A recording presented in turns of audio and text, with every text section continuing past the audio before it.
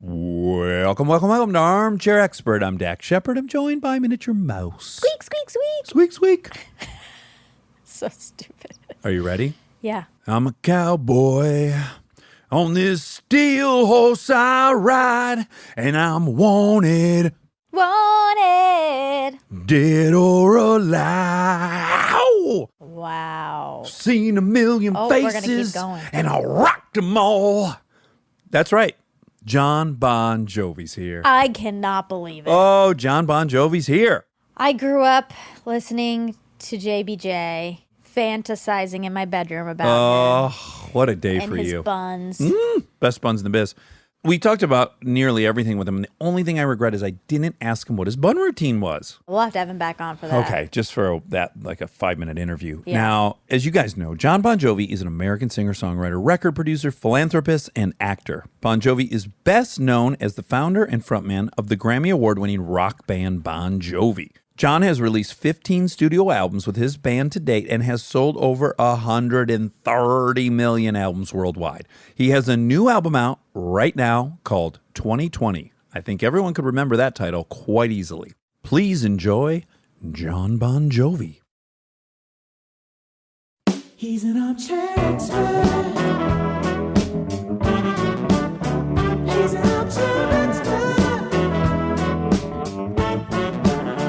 He's an armchair expert. Holy shit, dude. Wow. Not in the It's flesh, really but exciting. pretty This much. is, I gotta tell you, we interview a lot of people. This is very, very exciting. First of all, you're fucking gorgeous. My Yeah. goodness, look at this face. I It's know. fucking God. insane. Oh, I'm glad you guys have been drinking. It's early. Doesn't he kind of look like Matt Damon, like I said? yeah. So Monica's main crushes in life are Matt Damon and Ben Affleck and you. And she thinks there's some blend, some carryover with you and Damon. I see it a little bit. Okay, I don't mind that. You know, I remember when people would ask me, like, who should play you in the movie? I'd say Angelina Jolie. You know, 'cause- you know, I don't know who does the duck lips better, me or her, but, you know. But you got Damon going there, so that's all right. Yeah. Yeah. Well, you're in really high company, I'd say. I mean, Ben I'll take Affleck it. and Matt. Yeah. You know what's interesting is you've been at it for so long, but you started so young that it's, in my mind, and I know in Monica's as well, it's a little deceptive. Like, I got to say, I was like, oh, he's only 58. You've just been doing it for 30 years, but also you're still young. It's kind of, Yeah. you know what I'm saying? I do. I Yeah. had a record deal when I was 21. It's the same record deal. No kidding. Yeah, I've been with the same label since I'm 21 years old. And yeah, I mean, it's crazy to think that I've been doing this longer than I wasn't doing this, you know? Yeah. That's a And- weird and- moment, isn't it? You know, when you're making records, what is it, 37 years now? That's a long, long time. With the same label, it's amazing. All right, I'm going to ask you a really gross question I want you to be honest about. So I am around 100,000th as famous as you, but nevertheless, I'm a little bit famous. And it's now been about, I think, 17 years of it. And this is so gross to admit to you, but I'm going to say it. When I look back in my life, I think I've always been famous. Is that the grossest thing you ever heard? It's like, I actually don't remember not, even Not though it's being only famous? been, yes. Well, I remember not being famous, but I think that the one thing, well, you know, when you're so young, your scale of what famous is also was much different.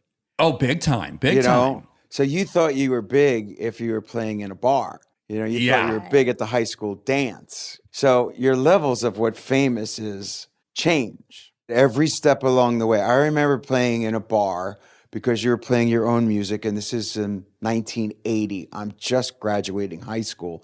So in my eyes, we were already big because we were playing where the original bands played. I didn't go to my prom. I was opening for Southside Johnny somewhere in Freehold, New Jersey. So I thought that was big. Every step along the way, you still couldn't pay the bills, but you thought Right. that was big, you know? Yeah. And then, you know, you keep going until you get to a place where you can finally say, well, I guess, you know, now I sort of made it. But you didn't really make it the other 18 steps along the way. You just thought you did.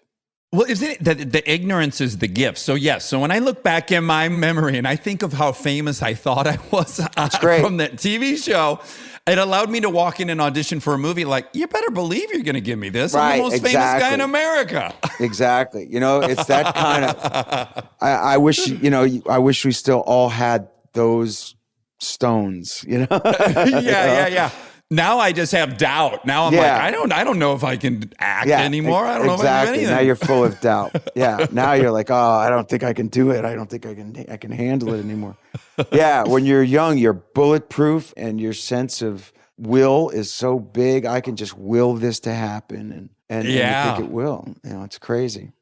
Now, growing up in New Jersey, first of all, I love you on Stern. You're always the greatest interview. I think it's adorable you guys are so close. And I loved hearing him bitch about inducting you into the Hall of Fame for 6 months leading up to it. It was like every episode he lamented that. When you would hear that, would it make you laugh or did you start feeling guilty? A little of both, because I do know him so well. If you know him, you know that the guy that's off mic is completely different than the one on the mic. Yeah. And the backstory is, and I'm sure you've heard it, but it is true. When I called him on the phone and I said, I have to come over to your house to see you today, you know, at first he thinks, are you okay? And then it was like, you're not coming to my house. And I'm like, well, I am coming to your house. So when are you going to get there? Long story short, we finally negotiated the deal. And he said, you have to meet me at this location and be in the back seat of my car. Because when I come out, I'm going to tell the driver to keep rolling. So this was like a mob meeting.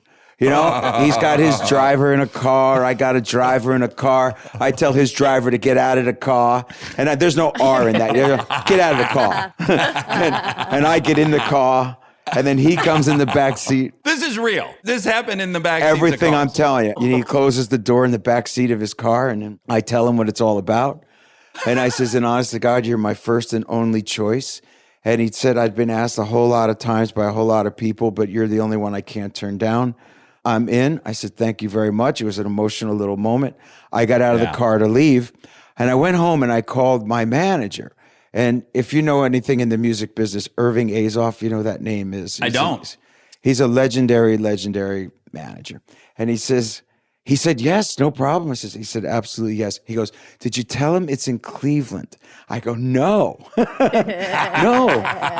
I said, that's what I pay you for. And I think that's where the rubber met the road in this whole thing. It's like, once it started occurring to him that he was going to be flying to Cleveland, it all that he unraveled. had to sleep in a hotel in Cleveland. It scarred him.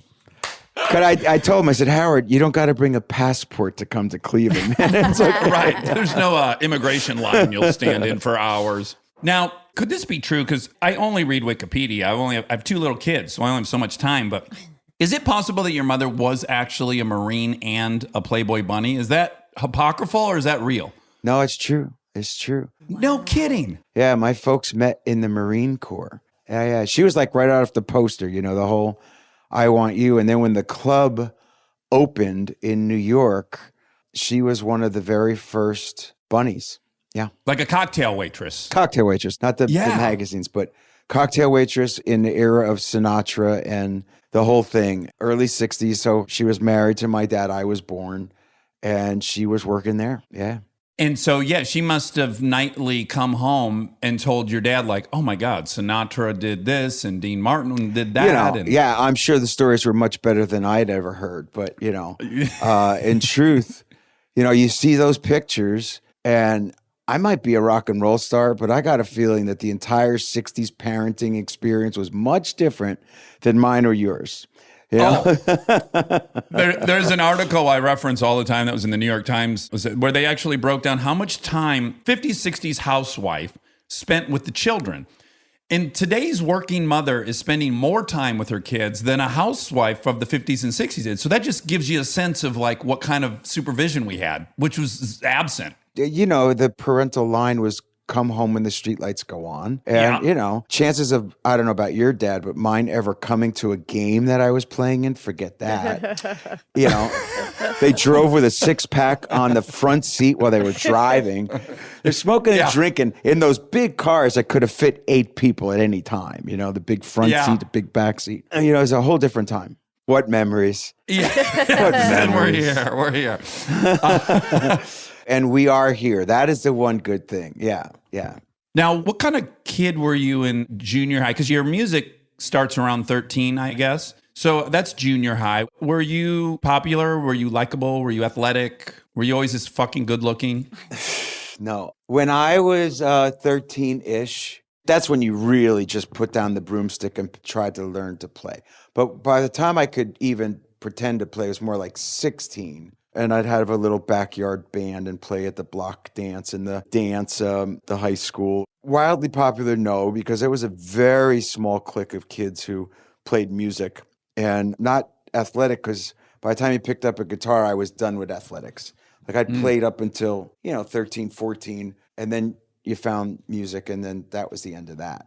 So my idea of going to high school was just beg to get out. I knew I had another path, even then.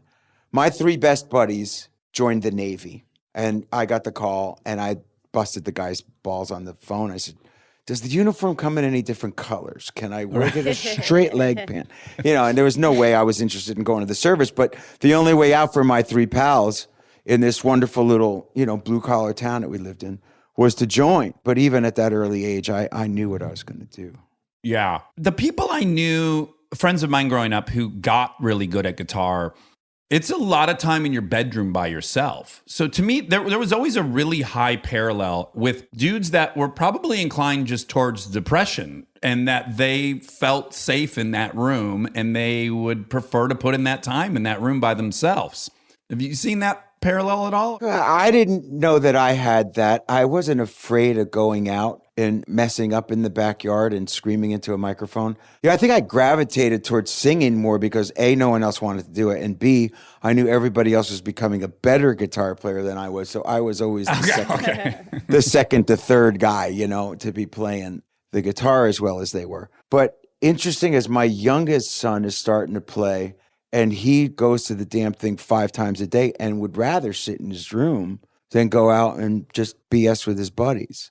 So I don't know that it's depression as much as it's just like, I've found a new key to the universe and I know what it can do. That's the thing. It's not depression as much as once in a while you think of that thing as the Harry Potter's wand, Yeah. I don't know. For me, pursuing something creative and other friends of mine who are creative, it also is a kind of great sense of control. If you have very little control as a young person, and you can master something, and you can do something other people can't, you can make this thing have a predictable outcome, there is some comfort in that. It's like a way to grab a bit of control and execute. There's something rewarding, I think, about that when you're younger. Well, it certainly gave me focus. I could tell you that at 16, 17, 18, walking every day to high school with the bass player in the band, and I knew what I was going to do. We're going to go down to Asbury Park. I'm going to play in this bar. We're going to go here, and I'm going to rehearse this band like crazy, and this is, how I'm going to grow. But by the time I was 18, I stopped playing other people's music. At 18 already, I saw there was only one road, and that was if you didn't start writing your own, or at least being in an original band, the cover band circuit wasn't the future. So even by 18, I was done. I knew what would happen. Who played a role at that point, inspiration-wise? There was a neighbor, a man across the street, young, hip guy, much older than me, but younger than my parents, married, younger kids. And he played in a lounge band. He played, weddings and lounges. So I went over there, having met him through my mom. He was willing to teach me a couple of chords on the guitar. And the first time he tried to show me, it's not easy. And I went home and I didn't practice. I didn't practice enough. So I went back a second week. I said, yeah, show me again. I'm working hard at it. And he shows me again. And then I come back and I don't practice. And I show up the third time and he curses me out. He says, don't waste my fucking time. He says, if you're going to do this, you're going to do it. And if you're not going to do it, just don't waste my time. See you later. And the lesson was over. probably the greatest thing that ever happened because now I was scared stiff and I wanted to do it. And so when I came back the fourth week, I started to develop those calluses, and I tried really hard to learn how to play the House of the Rising Sun, and we chipped away at the stone. So the guy, his name was Al Parano, and he passed away. Up in that moment in time, he took on the other kid across the street from him and a little kid from down the block who was a couple years younger. That younger kid was a kid named Snake Sabo from a band called Skid Row. No fucking way. And so he took me and Snake, and we both made records. No. And the third kid went and became a lawyer and, got his life together. But he took two kids who didn't have anything else to do. And, we both ended up making records. Now, you're incredibly charitable, and we're going to get into all that. You're really philanthropic. I mean, is it things like that where you go like, oh shit, I guess I too wouldn't be here without this generous stranger? Absolutely. Thank God that Al Parano, lived next door, and he's passed now 25 years ago. We used to have this we still do. If you tour with the band and you do 2 consecutive world tours, you don't miss any legs of it. So it's very hard to get one. You get what is in essence our Elvis TCB. And it's a little Superman logo made of diamonds. It's only this big. And it has the Slippery When Wet logo on it. And I made them back in the Slippery album for the closest band party. Anyhow, when Al passed, mine went in the coffin. Oh, like these things are, very special to the very few people who get them in the organization. They never changed. They could have been all big bling by now, but they're this little thing. He was that important in my life. How many have you given out of those? Do you know? Yeah. About 120 in the last 130, maybe in 35 years. So there are 120 people who have been with you around the world twice and never showed up sick. Right. It's a big deal in our little world to earn one. This is already getting at what I'm curious about, which is the sustainability of your thing. I'm so interested when Howard interviews musicians because there's so many predictable pitfalls, right? I mean, there's so many people succumb to the exact same stuff. And it's like, it's ego and identity and youth and all this stuff. And something as silly and could seem insignificant as that, it's just a statement, which is like, yeah, we're rock stars, but you fucking punch your time clock, you're dependable, you show up. There's an element to it that I just dig. I'm sure there's a million little things you did along the way that created the sustainability. Oh, yeah. Look, there's always another guy that's right outside that door waiting for your job, as you knew, acting or singing or doing podcasts. It's no matter what it is, there's always another guy that's hungrier or going to outwork you.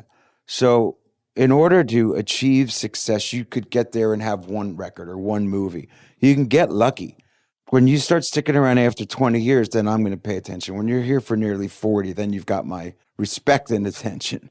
Yeah. So this is not an easy job. No. It's not easy. Let me back up. I love Wanted. My favorite line of the song is I've seen a million faces and I rocked them all. It's the only brag I've ever fucking loved because what a gift to rock someone is. You should say it, man. I love it. I love it. I love it. I love it. Okay. What we experience on a 0% level is we perform for about 5,000 people. We do live shows.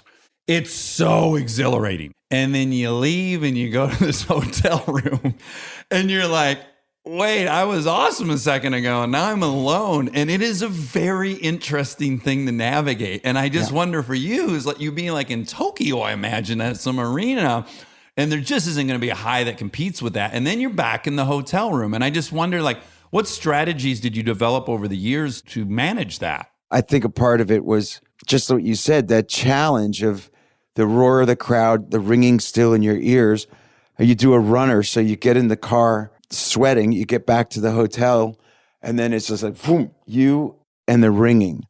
So what are you supposed to do? You're not going to pace around your room for 3 or 4 more hours. You had to find things to calm yourself down. So whether we would go to the bar or what have you, we would do that for many years. But as I got older, to be honest with you, as hard as I work, it became harder. Oh, to really? keep the physicality. Oh, like your voice, keeping it in Sharp. shape and all that. Yeah, just lasting. So would you go on like vocal rest on tour as you got older and stuff like I that? never understood vocal rest. I think you got to, I personally believe in using it, but warming up, warming down, not drinking, those kinds of things, because it is a muscle at the end of the day. Up until 50, I was bulletproof. After 50, it became hard work. Uh-huh. Okay, you're going to give us advice whether you want to or not. It's going to happen. Two things. In addition to just the impressiveness of the longevity of the actual band, how did you not get into trouble publicly at any point that I'm aware of with women or drugs? How does one do that in your occupation? Why are you different? What is it? I didn't get caught. And That's a brilliant, honest That's the most answer. honest answer Yeah. I've ever heard. I was never a fan of drugs. So fortunately for me, that was never appealing. I think I had a bad experience smoking weed at like 13 or so, and it just scared me off of drugs. Thank God. So I never went down that road. And when my guys did, and I watched what it did to lives like theirs or guys around me, it was pretty much an easy decision to make. I never hated myself enough to keep doing that. Yeah. Okay. Because he's from New Jersey, and you must love him. Like, what was Springsteen's relevance in your life, if any, during all this time? Because he has just now made like a perfect album, and he's done all these other things, and he's from New Jersey. Was he somebody that you admired? Of course. Sure. Beyond words. I was just with him Sunday. Oh, no shit. Yeah, we get together and play each other our new records and stuff, And he's Bruce. Everybody knows that he's the man. First time I met him was while he was in that difficulty between Born to Run and Darkness on the Edge of Town. And I was a little kid. I was playing in a bar, and he was in the back of this bar, which was connected to like an athletic club. So I couldn't have been but 17 years old. And there's pictures then, short time after that, but right in the same era, he jumps up on stage with me, and I'm still in high school. No. What? Yeah. Oh my, listen, I don't know that there's any connection between you two. I'm just thinking you're both from New Jersey, and I can't believe that that's, Wow. Yeah. wow. So the first time that I got to play with him, he jumped up and sang. And there's a picture, and I'm still in high school. So Oh my imagine me, God. I'm going back to high school the next day, and kids are like, last night I had a 6-pack, and I was parked in the back of the mud pits over here and making out with Jane, and what'd you do? Yeah, me and Bruce Springsteen were down to the Asbury Park playing. But that's what I'm saying. By the time I was in high school, Southside Johnny was producing demos of a band that I was in called The Rest, and there was always a chance you'd be meeting one of the Jukes or one of the East Street Band around, because there were so many of them, and there were so few bars down there that were playing original music. So it made the impossible seem very possible. Because on my walls would be the posters of Led Zeppelin and Aerosmith and Skynyrd and the Queen and all that kind of circus magazine. Yeah. But those guys were 25 miles away, a decade plus older than you, making records. And so it made them seem like, the impossible were real. Yeah. Yeah. To see someone in 3D that you look up to and recognize, oh, real dude. I'm a real dude. And they're writing songs about the places where you live and the things that you do. All of it made it very real.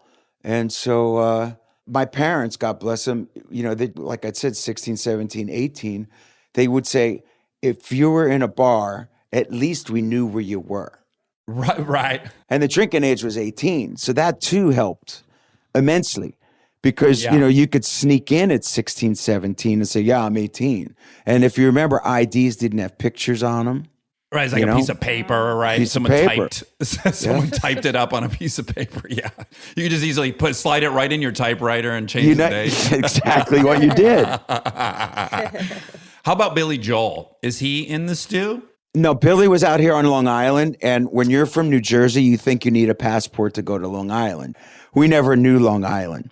Really? No, because you'd have to come through Manhattan to go out to the island. The shadow of the city was foreboding enough. When I was on a homegrown record of a radio station out of New York City, Twisted Sister was on this homegrown talent record, a band called Zebra who got signed to Atlantic Records. But I had written Runaway, and that was like the hit song on this homegrown record. But the two things never met. I never knew any of those people. But musically, did you like Billy? Sure. Absolutely. Billy Joel was huge by that point. and kind of the Jay-Z of New York at that point, right? He was writing all about New York. Yeah, he was New York's guy. Remember, I was much younger, but Billy was Long Island, Bruce was New Jersey, like Bruce was New Jersey, and Bob Seger was Detroit.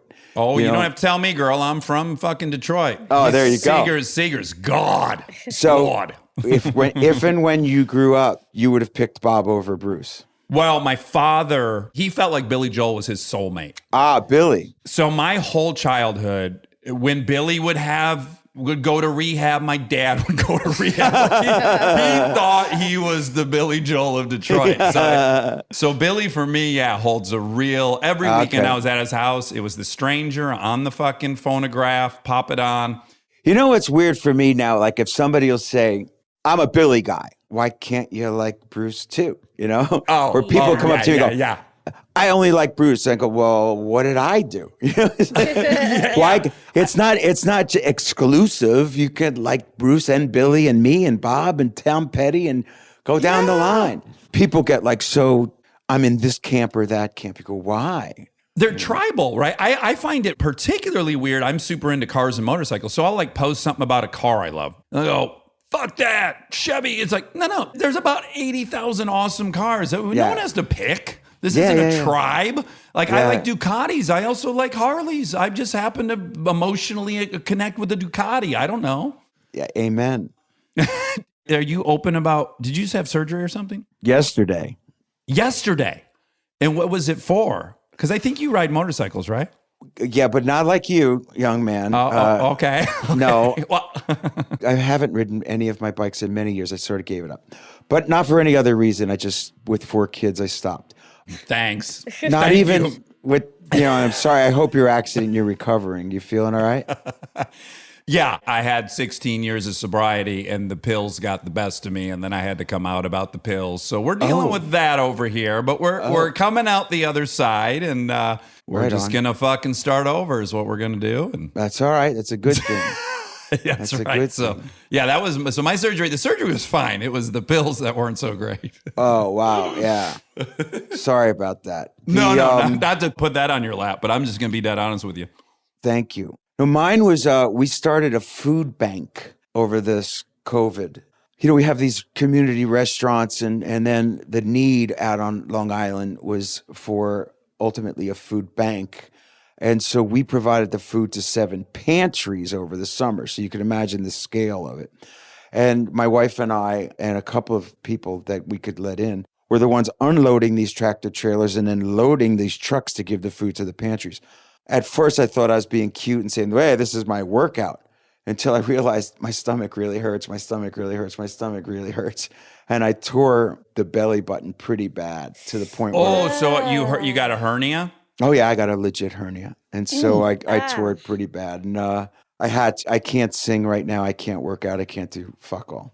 Isn't it fucking depressing? It's so bad. For me, it's the exercise. Like, I could care less about the initial pain and the surgery. It's like, I just can't not work out for a month. Mentally, I'll just unravel. Well, I'm in day 2, and I can't sing, and I couldn't shower, and I'm like, this is not going to be fun. You look fantastic. Yeah. No one would ever know you're 12 hours out of surgery, I'll tell you that. Yeah. Stay tuned for more Armchair Expert, if you dare.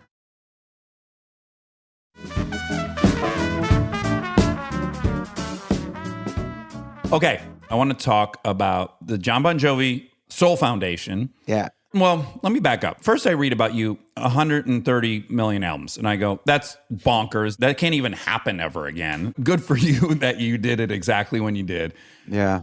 You performed for over 40 million fans in 50 countries. That's bonkers, right? But then I start reading about the John Bon Jovi Soul Foundation. It's like equally insane stuff. You guys, since 2006, have provided 700 units of affordable housing in 11 different states. You've built 77 homes and gave them to previously homeless veterans, right? In some partnership with Walter Reed. Yeah. And then 9 years ago, you opened up the Soul Kitchen in Red Bank and then a second one in Tom's River, and you've served over 100,000 meals. I want to know what's driving you. Any one of those numbers, you could be like, I'm good. 130 million, 40 million, I'm done. It's time for me to be done. I've fed 100,000 people. I've put however many families in houses. What's in the furnace? What keeps you so engaged? I think it's a bit of it is Catholic guilt, to be honest. You know? There we go.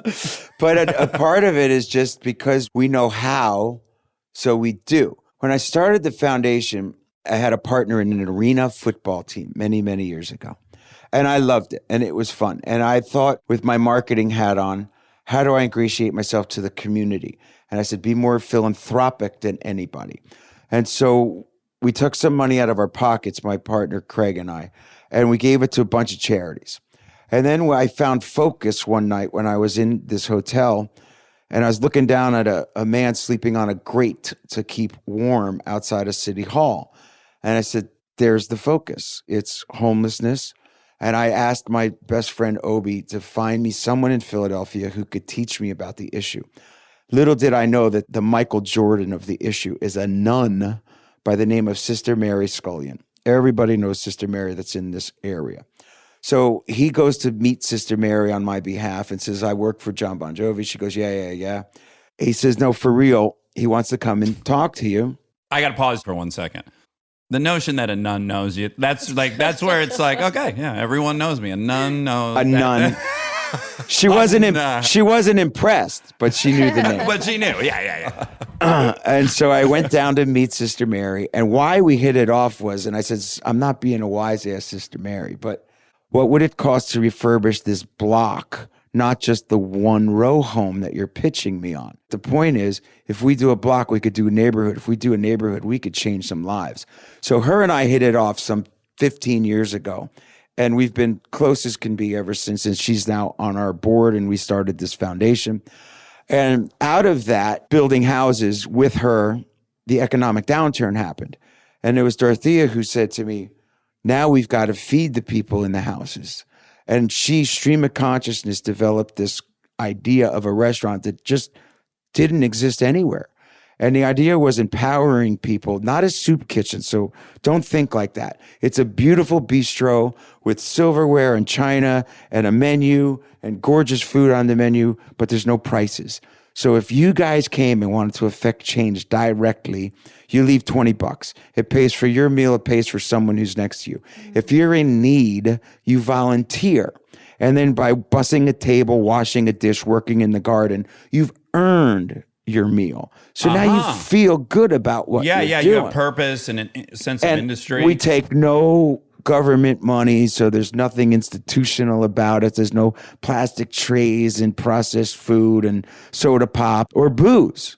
You know, we're coming there to feed a family and hopefully volunteer and then move you on. So that was the first one. The second one, after Superstorm Sandy hits New Jersey, and we know that much more, under our roof, we take a food pantry, a food bank, a service provider, a culinary program, and then we're the flagship tenant, if you will. And then all of that's under one roof because we realize that those people in need of those services, it's not like they can jump in the Range Rover and drive out to the service provider, come back, go to the food pantry. So they're all under one roof that we were able to provide. Then we realized that there were kids on college campuses with food insecurity. So Rutgers University, we opened our third one, and we're feeding college kids, and Rutgers at Newark embraced the concept, God bless them, but then COVID hit. So now they closed their doors, and we'll eventually reopen, but right now kids can't go to the restaurant on the college campus. Then COVID really cripples the country, but out on Eastern Long Island, where we often spend our summers, we knew that the need was dire. And so that's when we opened our first food bank. And there was a wonderful family, the Rubenstein family, who owned this family entertainment complex, but they can't use it. You know, they can't let people go bowling and play mini golf. So they give us the place. And so I provide all the food. We pay for everything. We bring it all in from New Jersey so nobody thinks we're taking anything from anyone in Long Island. And we are able to provide for 5 months now the food to the food pantries, who then get it to the 25,000 people that we've fed. And so it's been wonderful, and I got a souvenir out of the deal. And now we're back in the city, putting our kid back in school. The souvenir being the hernia? A nice hernia operation. Well, look, there's more shameful ways to get an injury. Yeah. Yeah. There's a dude in my meeting the other day who came in limping, and he is 58. And he goes, I can't believe I'm going to tell you guys this, but this is a sex injury. Oh, Wow. Just having normal old sex, I blew out my ankle. And I'm like, that's the best age-related story I've ever heard in my life. Like, that's where it'll hit you. Can't even have sex without getting injured. That's demoralizing. Yeah. Now, having done that work, I think anyone that endeavors to what you've done and have accomplished, it's really easy for the identity to really get anchored in that. And having your identity anchored in this other area, I'm sure being a father's got to be the number one. And then, having affected this change, that's just a whole different sliver of an identity, isn't it? And one that kind of feels like it has substance. Yeah. It certainly didn't add to anything under the header of cliche cool. Oh, go start a food bank in a bunch of restaurants and, and do that. In fact, it was foreign to anyone that we'd bring it up to. But that makes us, my wife and I, uniquely us, is that we do this. And I like that. And to be defined just by being in a rock band would be awful to me. And I think I even thought that way when I was young. It's what I do, it's not who I am. Right. There's always been so much more for me. Although there are days when I think about, am I lying to myself or not? Because you gotta, you say, all right, it's over. Walk away. Okay.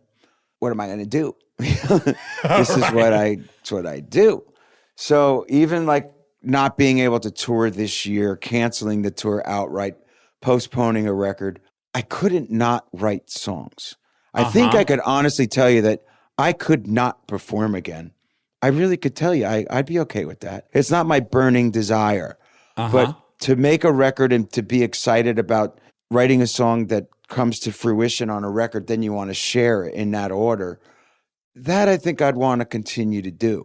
But the identity that comes with that, I'm sort of in the middle. Like, it's good because I get to talk to you and I get to go on TV shows and, and all the kind of fun stuff that comes with being me.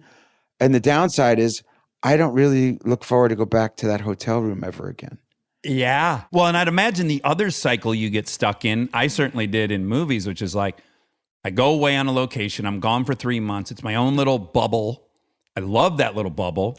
And then I miss home, but then I'm home and I'm like, I got to get myself back in that bubble again. It's like, I'm almost never happy either place. And so I'm like happy in both places and also unhappy in both places. Sure. That's natural. That's everybody. Everybody. It's not like I want to give it up just because, I can't bear being away from home. No, I could bear being away from home. Yeah. As soon as I was, there in the bubble, I would relent and I'd be, okay, I'm cool. I'm happy to be here. Between now and getting into that bubble, I'd be bitching and moaning all the time. But nowadays, because it was taken away from all of us at the same time, I don't know. In a year from now, I'm going to think one of two different ways. I can't wait to play again, or I might be done forever. Yeah.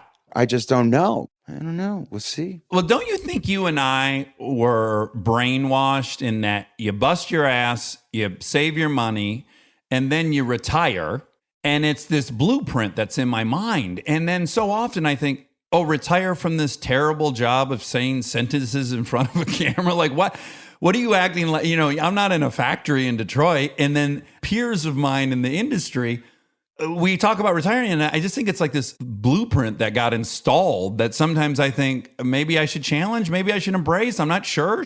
I think everyone feels the same way. At least I do. I'm with you on that because I don't know which way. I, honest to God, don't know which way. It's like, am I going to be great doing it because it's what I need in my bones, the way I needed it in my bones? I don't know right now. Yeah. That's fair. Yeah. It is fair. It's just an interesting time in my life that I'm going, I don't know what I'd do in retirement. I don't want to retire in order to fill in the blank. That's not the motivation at all. And it's not because we're not still selling out everywhere, because I always said when I'm on the Where Are They Now tour, I'm out. Right. So that's not it either. I would love to see you prance out on Dancing with the Stars. She's a little runaway. And you'd be spinning someone. You'd have sequins and shit. I want to see it. The Masked Singer and all the rest of it. Yeah. No, I'm out. It's okay. Okay, let's talk about your new album. Your new album is called 2020. Yeah. And you've described it as being about life, love, loss, and everything in between. So the whole gamut. But you added 2 songs late into it. And I wonder just how you make that decision. If you like, oh, do we have time to do this? Just how does that come about? It's a very topical record. When I first come up with the title and we were recording now what I could look back and say were the first batch of songs for the record, I came out of the bathroom in Nashville and I said to the guys, I got the title, 2020. I said, if nothing else, it's a tongue-in-cheek political campaign. And who knows what's going to happen a year from now with politics. And so it's a great T-shirt. That was it. But then I started to write topical songs because of everything that was going on around us. And I turned in that record. And it had a good amount of substance that was, in fact, topical. But if you're going to claim to write that topical record and be a witness to history, and then history happens right under our feet with COVID, and then the death of George Floyd, you have to open up the can again and get under the hood. And so I did. And I fine-tuned several of the existing songs to make them even more clear. And I sat down and wrote Do What You Can about the whole COVID thing. And then I wrote American Reckoning, and I really went out on a limb because of white privilege and, who am I to be talking about this kind of stuff? And then resubmit the record. And I'm very, very proud of it. I'm happy for you, genuinely. And I have to imagine for you, you want to give people a song that they get married to. You want to give people an experience at a concert where they hit a 10 naturally. I have to imagine most of your career, you've been like, why would I alienate half the people? Certainly it wasn't as bad back then as it is now, but was that ever part of your analysis? Like, I've got a different thing I want to spread and I want to keep it as open to as many people as possible. Well, that would be an obvious answer, especially when I was a younger guy. When you had single-minded focus, which was simply to make records and entertain people. Mm-hmm. I would often bring up an example. So Bono is probably right at my age. He's a couple of months older, I think. His upbringing was obviously very different than mine. I never had the orange men walking through my neighborhood and saying, get the Catholic kid and beat him up. I didn't have any of that kind of turmoil in suburban New Jersey when you had a wonderful middle-class upbringing with 2 hardworking parents. So, of course, you're writing the happy anthemic song. Although Runaway really, if you think about it, had a social consciousness to it, talking about the girl who was on the street corner while I was lucky enough to get off the bus and walk 10 blocks to the recording studio I was the gopher in. I was aware of the world around me, but I chose not to get involved. And I don't blame myself. I was 21 years old, and that's all I had to live for. Yeah. Also very defendable. Like, here's my point on politics. I have very strong political opinions.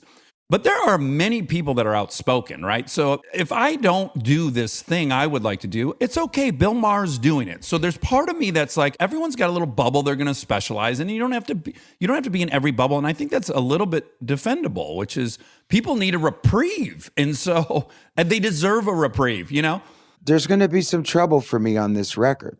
Right. Because I have evolved. I'm not sitting here dyeing my hair blonde and pretending to be 25.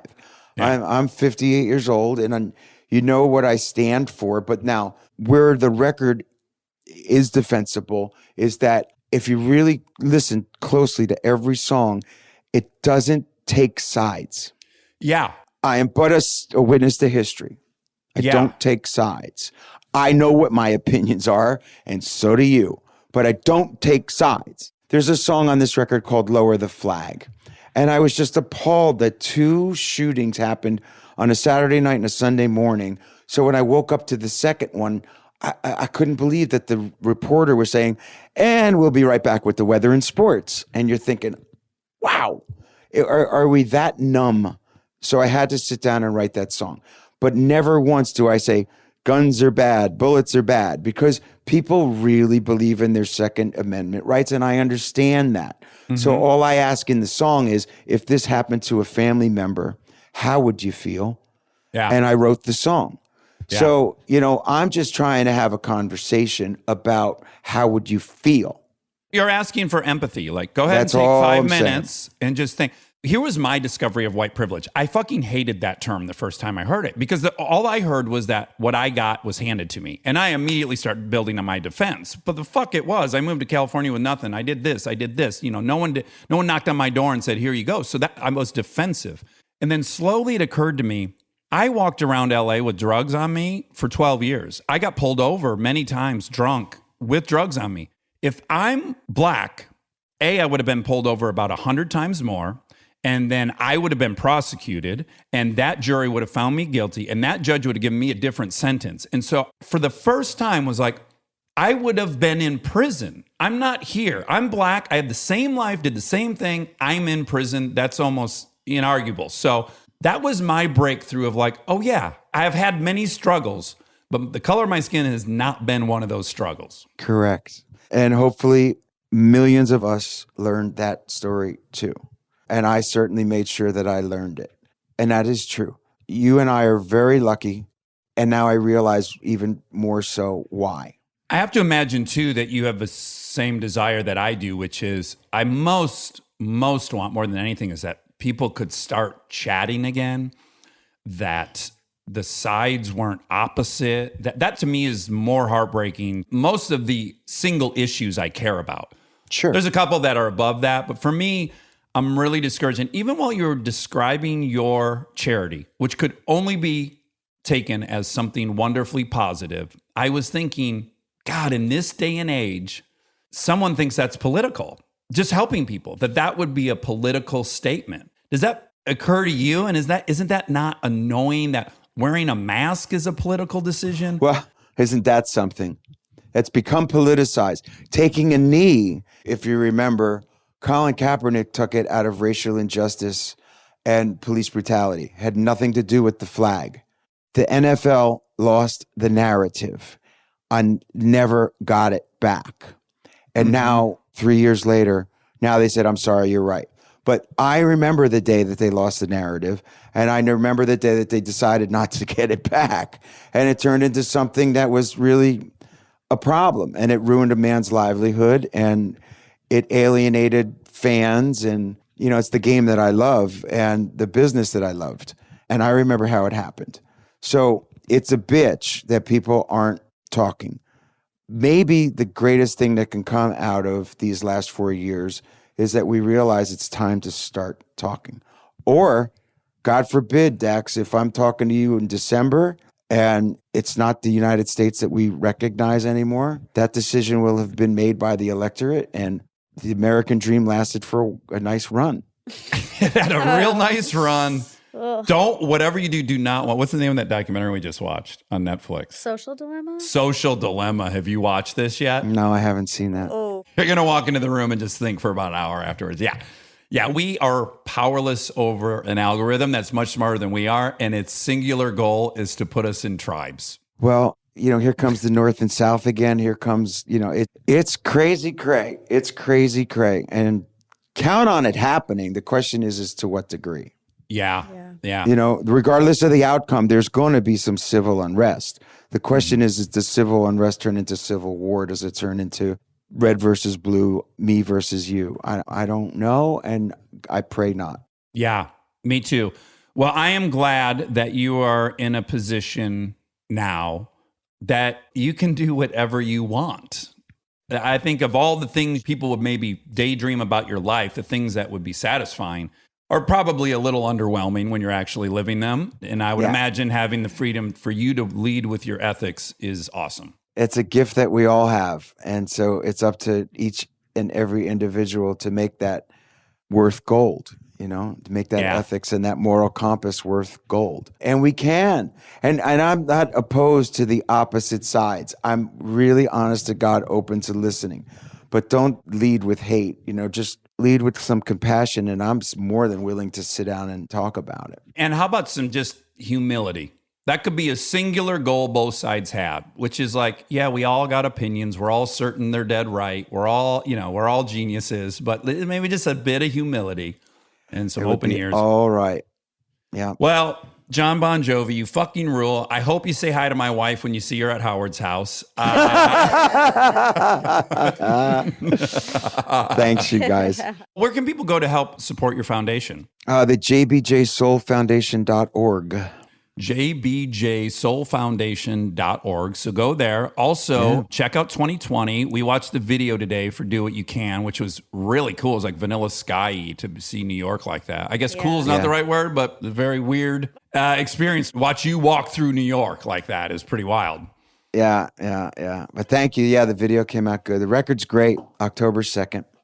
October 2nd. All right, man. Awesome. Great talking with you. Thank you, brother. If you get inducted to something else, I'll come. I don't care where the fuck it's at. I'll fly. I ain't scared. Thanks, bud. Thanks, Dax. All right. Nice meeting you. And you. Thanks, buddy. Stay tuned for more Armchair Expert, if you dare. And now my favorite part of the show, the fact check with my soulmate, Monica Padman. Will you introduce everyone to who's here? Oh, we're started. Oh, come we're on. ABR. ABR. Oh my gosh, we're ABR. Okay, so this is the most special fact check we've ever done because we have a very special guest. My son is here. The prodigal son has returned. Best friend Aaron Weekly is here on the couch. I can't get enough of that California sun. I can't stay away from that sun, man. He's here. And we thought it'd be really fun for the armchairies to get a peek behind the curtain. Although you have complained in the past, rightly so, that sometimes our jokes end up getting very exclusionary. Okay, let me be clear. I've never complained. You've asked. Is it sometimes hard when we're doing like our thing and I say yes? Yeah. But I've never outwardly complained because I love it. It's such a special connection. I would never be like, I don't like that you guys take these dumb trips. Mental trips. Yes. So the current one, there's two current ones that have developed just since he arrived on Saturday, which is we're watching Long Way Round and Long Way Up, the Ewan McGregor motorcycle documentary that we're obsessed with. And we want to do the same thing, but we can't do the same thing because we would be posers. So we're going to do a show called All Terrain where we probably drive a sweet convertible across California. Then we get to the desert and we drive razors through the desert. And then we get to the Rocky Mountains and we get on snowmobiles and drive like 300 miles on snowmobiles. Anyways, then we're in fan boat in the Everglades and we're going to cross every kind of terrain and every kind of vehicle. And we decided the show would not be complete if we don't fly a jet at the end of it. And we thought you might get a little upset. Yeah, I'm not gonna sign off on that. But we also thought if we kept the jet at 40 miles per hour. Yes. This is our hack, is that we know we could survive a 40-mile-an-hour plane crash. Geez. So it's either that or the other plan is we just take off. We think we could take off in a jet without any instruction. What if it blows up like the Space Shuttle Challenger? Well, good news. Our plan is to eject as soon as we're airborne. We're going to pull the eject button and the canopy will blow up and then we'll get shot into the air and then we'll parachute down. So we will have flown a jet, but we know we can't land one. No. Seems like an enormous We waste figure of resources. Get it to 40. Cruise. Maybe, our initial thought was get it up for liftoff, which we don't know if we could do at 40. Get up in the air and we'd be in a jet, so we'd be hauling ass. And then we just immediately eject. Because it'd be so frightening. I would be giving each other thumbs up in the air as we're floating down in our respective parachutes.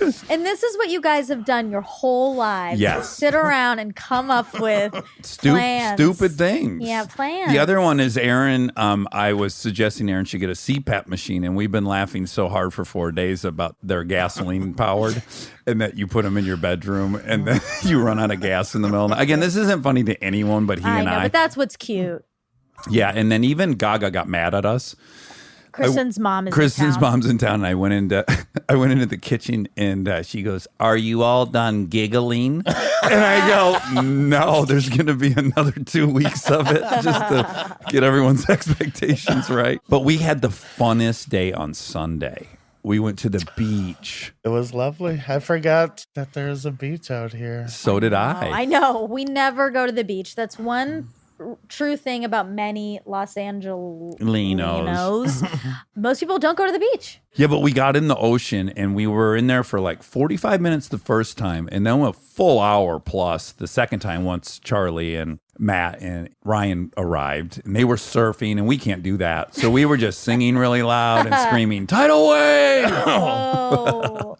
Yeah, there's nothing better. I got a little bummed out when Dax said we're going to the beach this afternoon. Yes. I immediately thought, oh, okay, I'll do whatever I gotta do. But the socks. And, because I picture being super hot. Yeah. Traffic parking. The ocean, the water sucks. I love lakes, but I've always hated the ocean.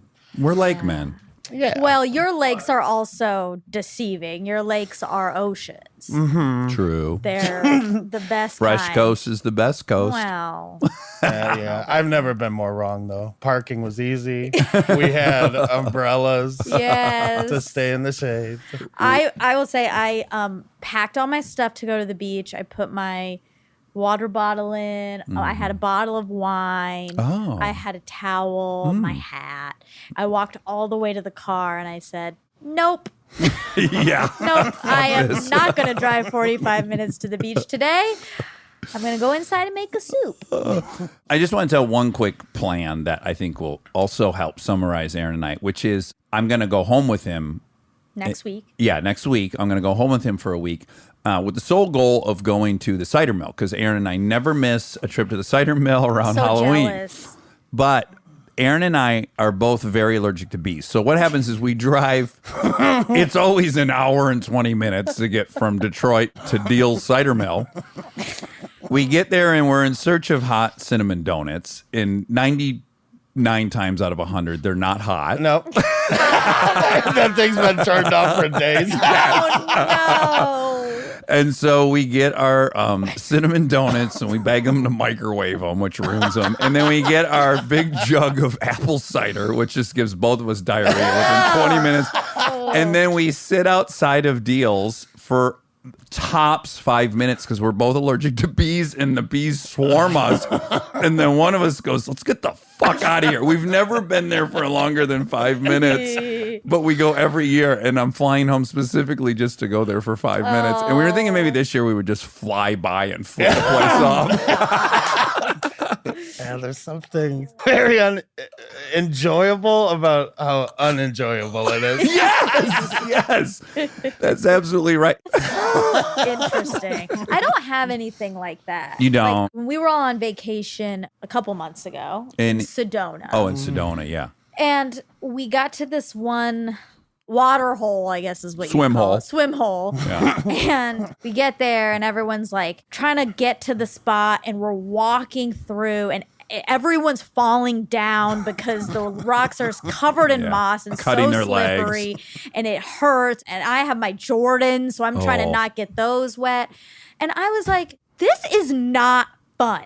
This is not fun. Like struggling is not fun. I really enjoy it. I know. You Everyone left out else the part did. All the two. boys loved it. Yeah, everyone was miserable, and it was so wonderful. But half of the people enjoyed it and half the people didn't. And I think it's like, how much of an adventurer are you? Yeah. And I'm zero. A pattern of Aaron and I's is we love to go do things without any preparation. So we've taken many road trips and we don't have anything when we get there. And we've just slept in the grass many places. Nice. And again, I don't know why I like that, but I like it more than I like planning and packing. Me too. Yeah. I think there's something about us doing a show with no preparation that would be fantastic. Although I don't think anybody would allow us to do a show We got to hire people to prepare, and we'll just arrive. Yeah, that's better. We only have one rule, is that we will not receive instruction on how to operate anything. Yeah, especially the jet. Most specifically the jet.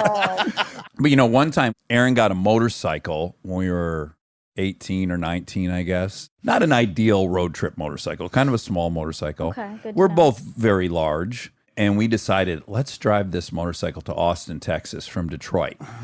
And so we put 2 milk crates on the back of it. That was our entire stuff we brought, and half of it was cigarettes. And we started driving, and it was... Actually, I think the milk crates were specifically for when we got out of the Michigan border, we could throw our helmets in there. That's true. There was no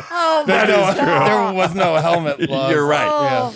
You're right. That's why they were put on the machine. But we're definitely over 440 combined pounds at that point on this little motorcycle. And we just start riding, and it's miserable right out of the gates. It's so miserable, but we don't want to let one another down. Oh. And this is the only time in my life where it was actually more miserable to be driving it than being passenger. Oh. So we both actually wanted to be passenger because the driver would block some of the wind. Our rule was you had to drive out a tank of gas, which was about 100 miles. And it was intolerable. And we got all the way to St. Louis. And I don't know who said it first, but one of us was like, I can't do it. Yeah, it was very emotionally. Yes. Yeah. We were crying. Aaron said he was crying. I was crying while I was the passenger. Well, no, driver and passenger. Yeah. I spent most of the trip crying. So we turned the motorbike around, and then as soon as we both knew we weren't having to go all the way to Texas, we got in a pretty good mood. Oh, good. And then we were like, let's get off the highway. And so we started taking all these country roads through Indiana. And then it got kind of nice. And then we found someone to buy us a case of beer at like a party store. And then we just found a green field, and we pulled the motorcycle into the field, and we just laid down and started drinking beer. We had, again, no bedding or anything. You slept there? And this is the honest to God truth. We're sitting there drinking some beer, and then all of a sudden there's an enormous ding, ding, ding, Bader Meinhof. There's an enormous ball of fire about a half mile away from us, coming out of a jet engine. No! Yes. Ding, ding, ding. Ding, ding, ding.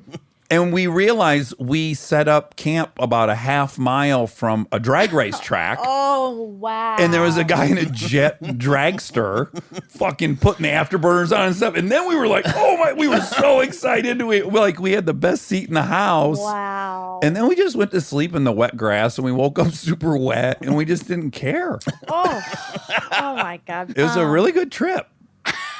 Aaron cries 75% of the time, but it was a good trip.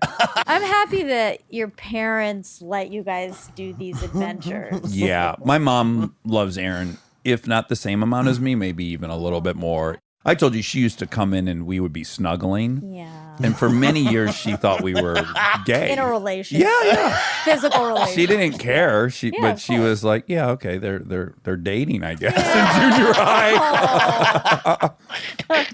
But we just both wanted dads. You wanted snuggles. We wanted some male affection, and we gave it to each other. Really sweet. You guys are still very affectionate with each other. I like it. We kissed last night on our AA meeting. Oh, Yeah, we were nice. doing our Zoom meeting.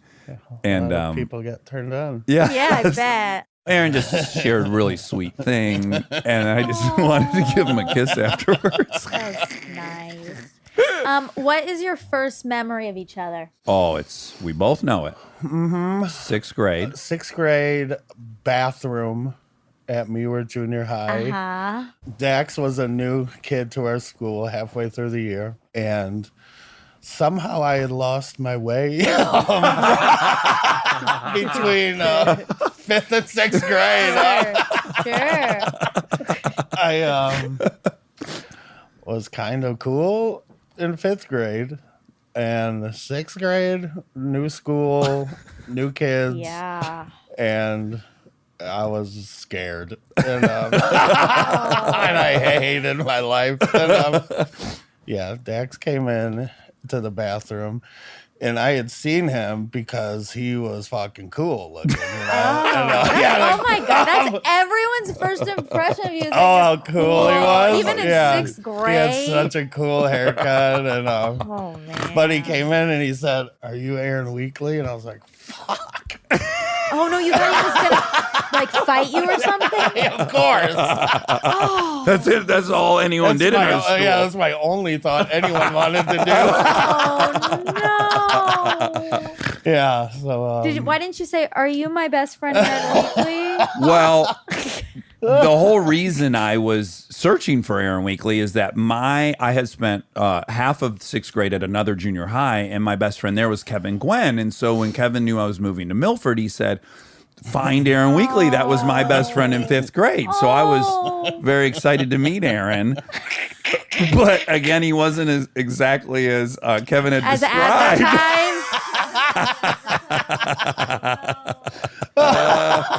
So were you like, "Are you Aaron Weekly? Are you Aaron Weekly?" You can't be Aaron Weekly, are you? Yeah, sitting there with a load of poop in my pants. So there was really no connection. I just said, "Are you Aaron Weekly?" And he said yes. And then I thought things were going to take off from there. And then they just didn't. Oh, they didn't? No. And then 6th grade ended. And then first day of 7th grade, we happened to be sitting next to each other in Mr. Nelson's social studies class. And then really quickly, we started drawing the ball sack cowboy people. Really? That or young? That's where it started. Oh. So we spent most of that class drawing these ball sack cowboys to each other. Yeah. And laughing a lot. Yeah. And Mr. Nelson liked us, thank God. So he had some soft spot for us. Kept you guys I sitting think next to he each other. giggled He a didn't few separate times. you. Yes. He was a confident man. He Yes. wasn't like threatened by it. If he was threatened by your friend. But then Aaron really came out of his shell and he became the coolest guy in school and everyone wanted to be like him. Right. Yeah. Right. It was a real 180. Topsy-turvy. It was like one of those movies where the girl is ugly because she has glasses on and a ponytail holder. And then all of a sudden Aaron took his glasses off and let his hair down. Aaron was like, "What the fuck? Coolest dude in school's been here the whole time, hiding in plain sight." But do you think you had the confidence because now you had a best friend? Sure. Before I came out of the show, I remember I had a girlfriend named Bob. Yeah, his girlfriend's name I is was Bob. dating a girl named Bob. In defense of her, her name was Roberta, but she went by Bobby, but we called her Bob. Sure. Oh my God. Oh my God! And tell Monica about the first time I ever came over to your house to play. You're like, "Come over and let's play hockey. Bring your ice skates." Oh, God. We go out, we put our skates on. Yeah, and someone immediately wants to fight. Me. Yeah. They want to Dax, fight yeah. you or you want to fight? No, I want nothing to do with it. This kid, Josh, who I don't know because I've never been to his neighborhood. I had fought him a few times already. You know, it was just something you had to do. You know, Oh, God. was It's just something you had to do. I didn't want to fight him, and I said to Aaron, I don't know if I want to fight this guy. And Aaron goes, "I fought him a few times. You can totally win." Yeah. And I was like, "Okay." And then the deal I brokered, I don't know if you remember this. I go, "I'll fight you, but we got to take our skates off because I don't want to get my throat slashed or Yeah, something." that was smart. I'm glad you did that. But again, I wish I could see a video of this because everyone pauses. Everyone's excited to see a fight, and I'm just my first time in the neighborhood, and then everyone pauses while we take our hockey skates off, which takes a long time, and then we don't have shoes with us. Barefoot fight? Yeah. Anyways, the fight Or lasted socks? 7 seconds. Within 7 seconds, I had him pinned down and I was on top of him. Even though he picked the fight with me and he was calling me every name you can imagine. And that was our first time hanging out. Wow. You guys. You guys, you little boys. You little All we boys. really wanted to do was snuggle. I know that dichotomy here. Yeah. Snuggling and then having to fight because it's just what you do. Yeah. There's no way I could have been a guest in his neighborhood and then not. No. But there was a way. There couldn't have wasn't. done it. I don't think there was. No. Many years later, Josh, who was our age, but already at that point, we were in 7th grade and he was in 5th. He had already flunked twice. Okay. He's an unhappy guy. I guess I now Yeah. have compassion for him. Yeah. Clearly things aren't going great for Josh. Okay. So we go away to high school, right? Yeah. my sister rides the bus. The elementary and the junior high rode the same bus. So Josh is now in 8th grade, and my sister is like a 4th grader, a 3rd grader. And Josh calls her a cunt on the bus. Carly? Yes, says you're a effing cunt. And To a 4th grade? I mean, yes, what? he was a great guy. So my sister comes home and she is crying and she tells me this. And Aaron is there and we're 15 and we just get in my mom's car and we drive straight to Josh's house. We fly up in the driveway, don't have a license. We bang on his door and I don't know who came to the door, his sister or somebody. And we're like, where's Josh? And she's like, he's not here. He hasn't been here in a while. Like, okay. So that mission's over. God. And then I got my license like 2 months later. And it was roughly on my birthday. It was like the first week I had my license. And I'm driving my little sister to her like cheerleading practice or something. And by God, Josh is walking down the road. So I pull the car over. No. I get out of the car. I walk straight up to him. I punch him right in the face. He falls on the ground and he goes, why did you do that? And in that moment, I think I've punched the wrong person. I haven't seen him in 3 years. And I get totally panicked that I've just hit a stranger. And I go, you're Josh, right? And he goes, yeah. And I go, oh, don't ever talk to my sister again. And then I walked and got in the car. And Carly was very happy. Oh, yeah, great. We grew up on different planets. I think so. Poor Going Josh. back, yeah, I feel bad for Josh. There's no way he was happy during all that. Also, like, I hate the part where he was mean to Carly and wanted to fight everyone, but I also am imagining a person walking down the street, totally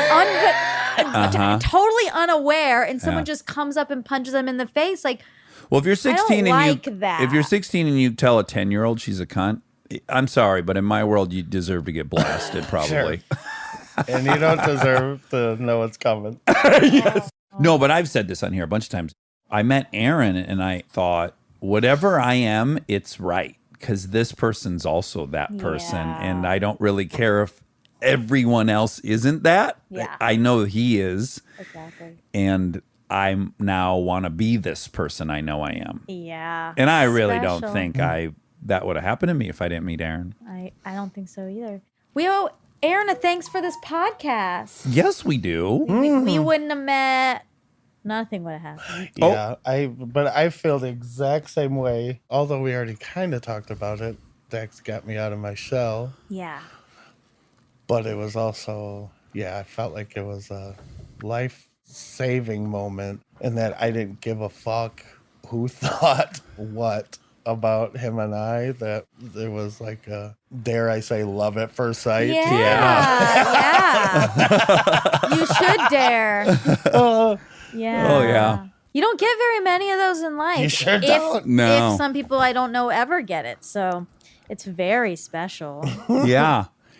And we've also dipped in and out of each other's lives at different times. I think that's an important thing for people to hear because maybe just because they've lost touch with someone important doesn't mean they won't find them again. The saddest thing in the world, we used to get drunk and read it and cry, is we'd always save a full page in our yearbook for one another. Yes. And so the 7th grade entry at the end of the year is like, we love each other so much. And then by the end of 8th grade, Aaron's getting a little more daring than I am as far as being a bad boy. And so we're starting to like grow apart a little bit. And we know I'm going to move to another high school. Right. So the 8th grade page is so sad. It's really just like sad. hags. Well, it's like we know we're kind of being honest about it. Yeah, I remember I can think of some of the sentences Dax wrote, and it was like, I love you so much. Please know that a 15-minute high isn't worth a $1 million a year baseball contract. And I'm thinking of you as a little 8th grader writing that. Already worried about his and then professional later- career. Now I have a son in 8th grade. Yeah. he has friends, but I think that doesn't happen too often. Yeah. Where two boys express their feelings as much as we did. I hope we're living in a time now where that's getting more acceptable. Yeah. And that boys can be more openly affectionate in each other's yearbooks and stuff. It's really interesting when I hear that. I was well-intentioned, but also it's already one of my character defects coming out, which is like, I'm basically telling him how he should be, and he's already feeling bad that he's doing things, and I'm now amplifying that, and I'm kind of taking this position of I know what's best for him. The high ground. Yeah. Yeah.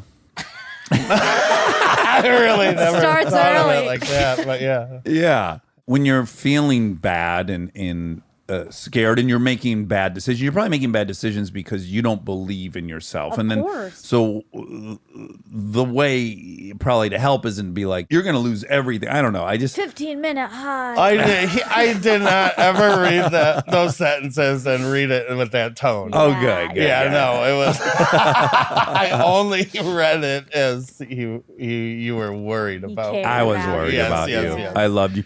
And then 9th and 10th grade, we kind of grew apart. And then Aaron ended up getting sober. I feel like that's how we started hanging again. And then so we would go to these meetings together. And then we got back in love. And we were sober together all of 12th grade. And we took all these crazy road trips. And we lived in the car. And then we graduated high school together. And then we lived in the car for like 6 months and Yeah. drove around the country. And then I moved here, and that was a hurdle, but also it wasn't too big of a hurdle. Every time I went home, I spent every single day with Aaron. I'd spend the whole summer there. And then I got sober at 29, Yep. and Aaron didn't. Quite the opposite. Put the pedal to the metal. So that caused a little bit of some friction. Yeah, well, I will say in Aaron's defense, whenever I came home, he like pretty got his shit together, and he'll meet me at every restaurant. We get to hang out and everything. But it's just clear we're on way different trajectories. Yeah. And I'm also like super want him to be sober with me, and I also don't want to be lectury. But anyways, now Aaron's sober and I'm sober. And yay. it's like the greatest I thing didn't ever. know if we were allowed to say that. Well, we didn't ask. We are very much allowed. Okay, I'm very great. proud to be sober now. Almost 11 months. In our last episode with Allie Raceman, you said, I always use the attraction approach and I don't ever like tell someone they need to get sober. I've only done it once. And then I cut where you said I did it for my childhood best friend because I knew everyone knew it would be Aaron. True. And I didn't know if we were allowed to say that. So I cut that. But yes, so you helped Aaron. I called him and said, I think it's time probably to go to treatment, and anything I can do to help, I'll do. And to my great delight and shock, he said, I think so too, which I did not think was ever going to happen. It worked out that way. And that look it where was you time. both are. And then Aaron went a couple weeks ago when Dax told you, were you like, oh my God, we just can't get on the same page. Oh, It's kind of how I felt. I was well, like, oh. of course, my first thought was worried, Yes. and then right away, I mean, Jesus, we are so human, and I don't. I mean, understanding how our brains work, being addicts. Yeah, it wasn't like the most surprising thing in the world. Right. As I think I shared, one of my many reasons I gave myself to not be honest about it was like, I can't do this now. I'm like, Aaron's finally back in my life, and Aaron's finally on this road. And now if I collapse, is that going to impact him? Yeah.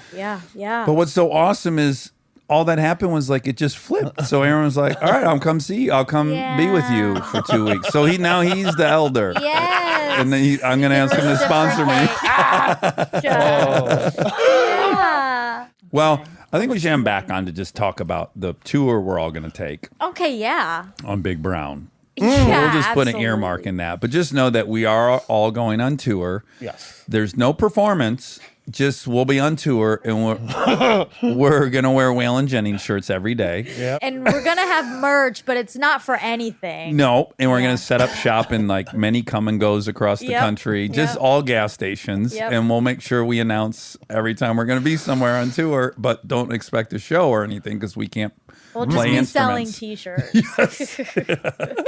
Yeah, possibly. Well, you can watch me sleep in my CPAP. If it's, Oh yeah, that would be that's great. worth paying for. Yeah. Yeah. Well, this was so lovely. I'm so glad you joined us. I'm so happy to Yay. pop these headphones on and be here. Yeah.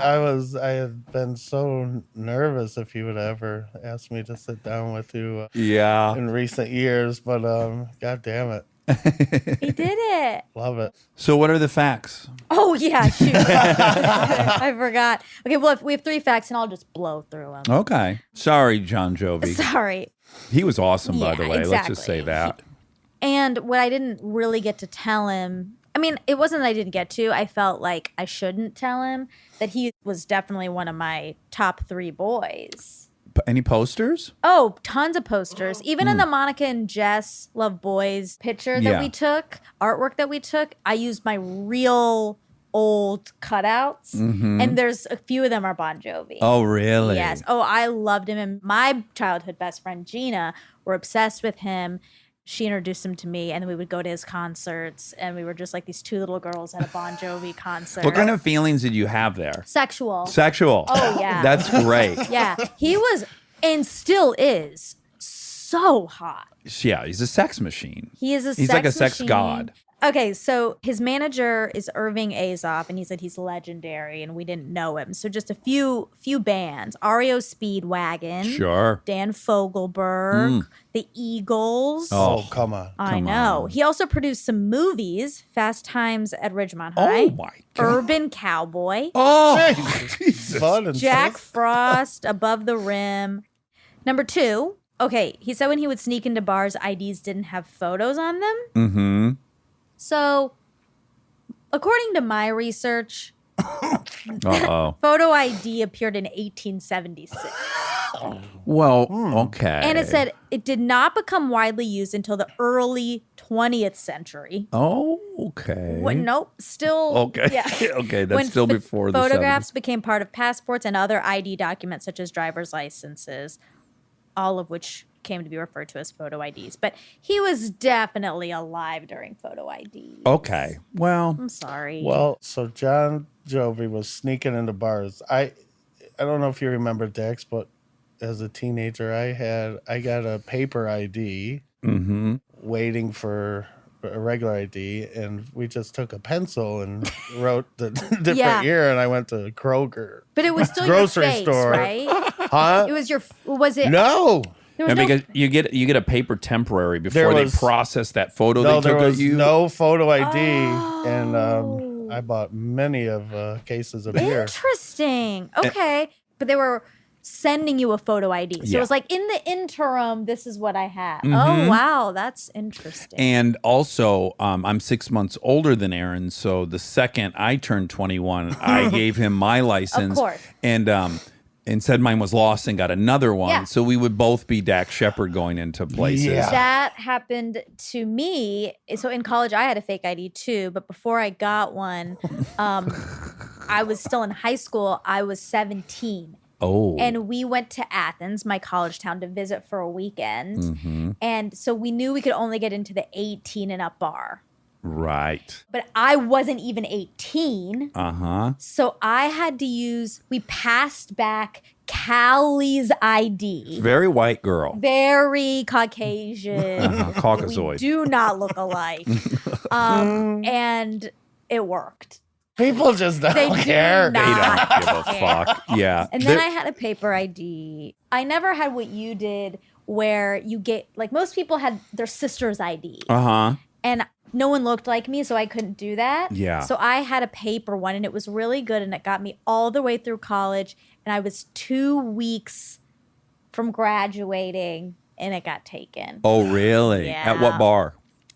I think it was called Boar's Head. Oh, nice. Yeah. Fuck. Do you know how many times I bought beer and had to explain to the person that my mom named me Dax because it was out of this book she read,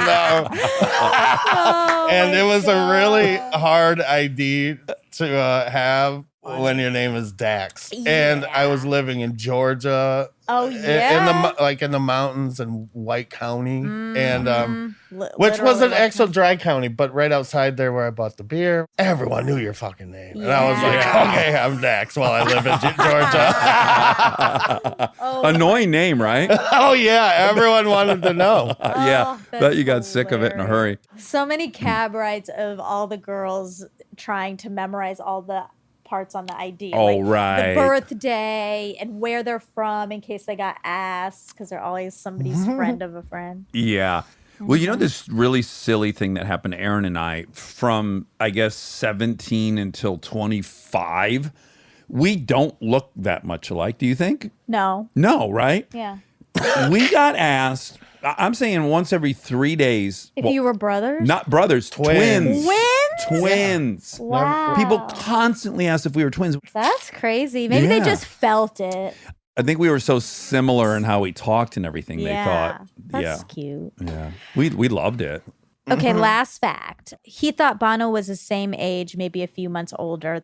John Bon Jovi, JBJ, is born in 1962, and Bono was born in 1960. So two years apart. So they are similar. John Bono Jovi is older by 2 years. 2 years. Yeah. Well, I feel very flattered that big dog came on our podcast. Oh, my God. It was a real full circle moment for me. I'm excited to listen. Well, Aaron, we love you. Love you. I love Monica, you guys. I love you. Love you. Shake your Bye-bye.